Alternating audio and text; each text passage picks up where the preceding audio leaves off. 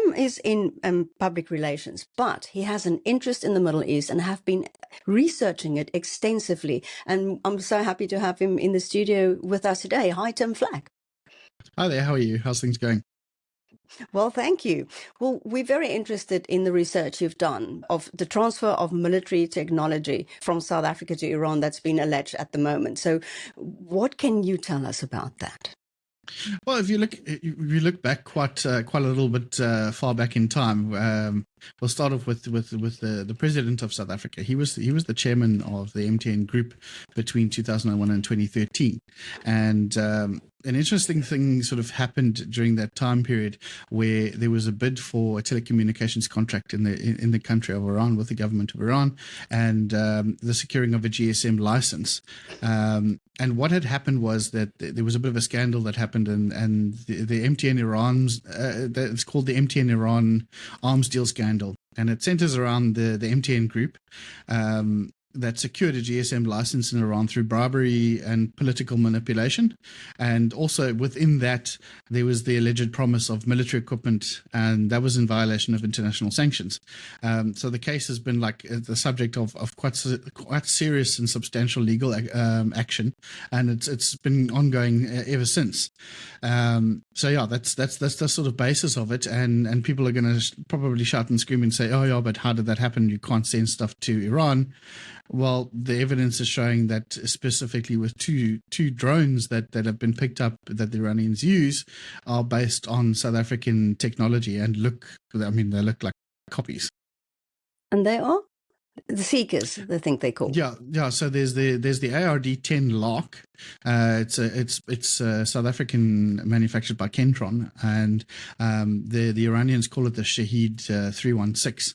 And it's a sort of lurking ammunition that sort of it hovers around the area of operation, and when it picks up its intended target, then it obviously targets it. And then you've got the Denel Seeker drone that's South Africa's produced, and that looks like identical to the Aboble 3 from Iran as well. So it's quite interesting that these sort of stuff, and the worst part about it, that these drones have been used in global conflicts, including Russia's war in Ukraine and the Sudanese civil war. And it's quite interesting. One has to sort of ask questions of how Iran acquired this technology. What do you think? Did South Africa give it to them? Who was involved? Well, I'm gonna quote some of the court case papers that were put in by Turkcell in South Africa. They first brought the case in America, and obviously didn't have jurisdiction over it, and then they've tried to argue now that it has jurisdiction in South Africa.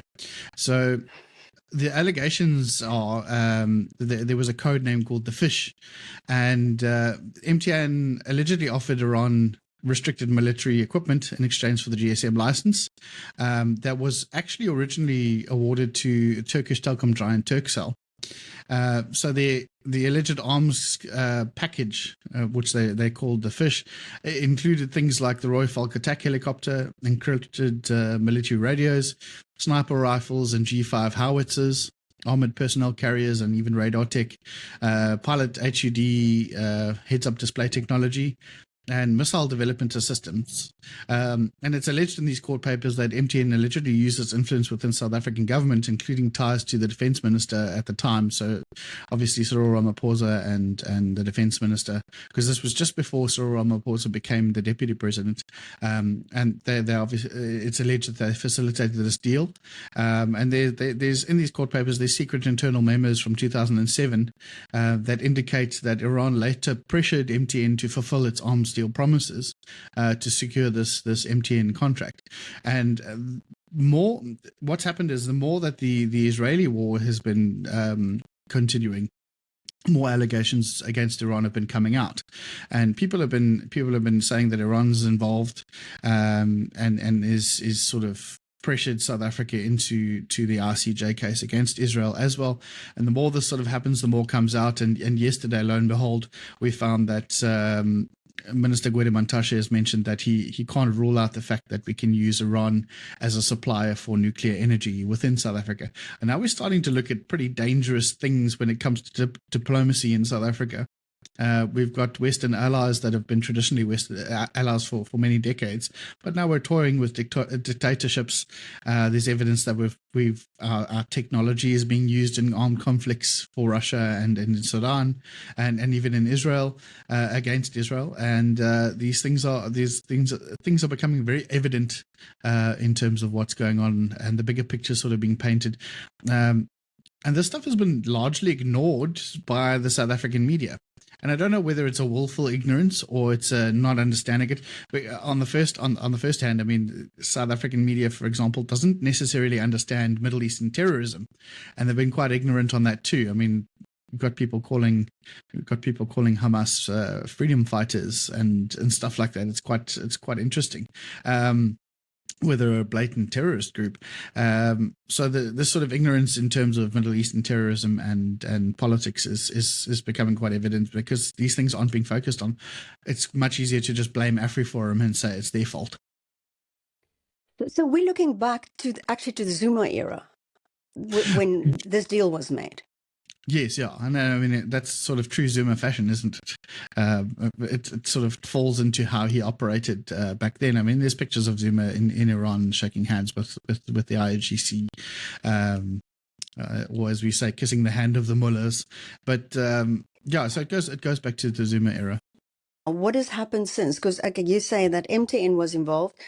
President Ramaphosa at the time was involved because he was a chairperson of MTN. So what happened after that? So it looks like Turkcell brought a case against MTN in South Africa, and that looks like that case was dismissed. I think it was dismissed in 2017, and it's now been brought on appeal. So it was sort of dismissed just as the president became the deputy president. So while the president isn't necessarily personally named as an orchestrator of the deal, he was there, and it's alleged that he was aware of what was going on at the time. So you said it's being used at the moment. That technology was transferred at that stage, allegedly transferred at that stage, and is now being used in wars in Ukraine and in the Middle East. Yeah, and also in Sudan, there's been drones that look like the Seeker that's being used by Sudan in its war too. It's quite a heavy accusation. It is quite a serious thing when our technology is being used, as we're supposed to have arms controls measures in place to stop this kind of thing. So yeah, it's very, very concerning, and it sort of paints a picture that Iran is maybe got a bit of a tighter grip on South Africa than need be. And I mean, this is obviously evident too with South African Navy operations that have included the Iranians. There's been Iranian warships and spy ships that have even docked in Durban and Cape Town. There've been military exercises as well. They've been signing MOUs of military cooperation. So Iran's definitely got it's almost like we've replaced the Guptas with the revolutionary IRGC. Sure. So do you think that is why that little last paragraph in that in what Trump said about South Africa assisting Iran, that is what it alluded to? I think it definitely is that, and this stuff is not new. It's been out in the public domain for quite a long time. It goes back to when was it? I must just double check the date again. Yeah, it goes back to about 2001, 2007, round about there too. So it's quite a long time ago, and it's well known. But obviously the Biden administration wasn't paying too much attention to it. The Biden administration focused on different things, and now we've got Donald Trump, and we've got certain people that have been watching these things, and obviously this sort of investigation and looking was spurred on by South Africa bringing this ICJ case against Israel, and it's sort of a thing of, you touch our friends, we were going to look at you.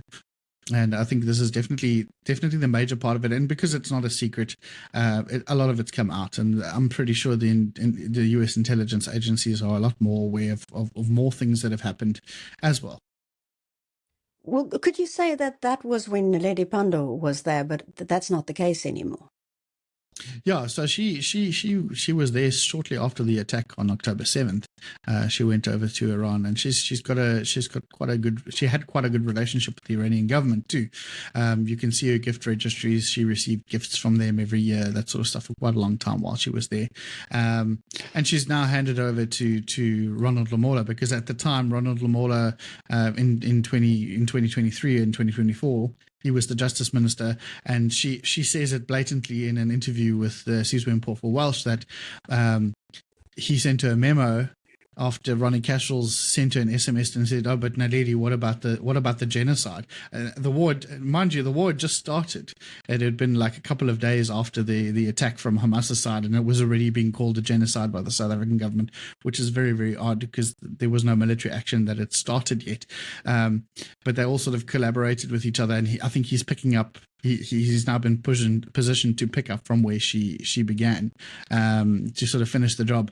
And mind you, it doesn't seem like he's doing a very good job at the moment either. I've been watching him recently in the media, specifically with our soldiers that are now being held prisoners of war in the DRC, and it doesn't seem like he knows what's going on all that well. They're making quite silly mistakes, calling it a peacekeeping mission when it's not a peacekeeping mission, and it reflects in other aspects of it too. So with the ICJ case as well, I don't think her replacement is well fit for the job.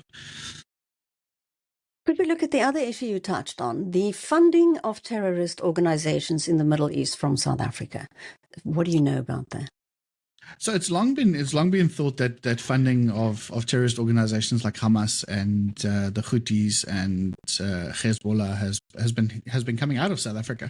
It's been speculated and sort of people have brushed on it without actually saying too much, because it's quite a serious allegation. And the more you look at it, recently the South African government made arrests involving nationals that were raising, I think it was $400 million for ISIS. And they used a sophisticated Hawala system in order to get that money transferred from out of South Africa to where it needed to be. And then you've got organizations like Hamas and Hezbollah who are not designated terrorist organizations within South Africa. So how much more easy is it for them to get funding? You look at the ties between certain organizations within South Africa and organizations like CARE, the PFLP, Al-Haq, Al-Mizan. There's definitely funds that are flowing through, and because it's not illegal to be a Hamas member or Hamas supporter, we embraced them and we brought them into South Africa just after October 7th. How much more easy would it be to get money to these organizations? There's been allegations against Gift of the Givers, for example, as well, that came out of Israel from an ex-judge that was based in South Africa. A lot of these things are these allegations are being made, but there's not much focus on it. And I mean, God forbid you touch Imtiaz Suleiman. I mean, he's a walking saint. No one would ever say anything bad about him, so no one questions it.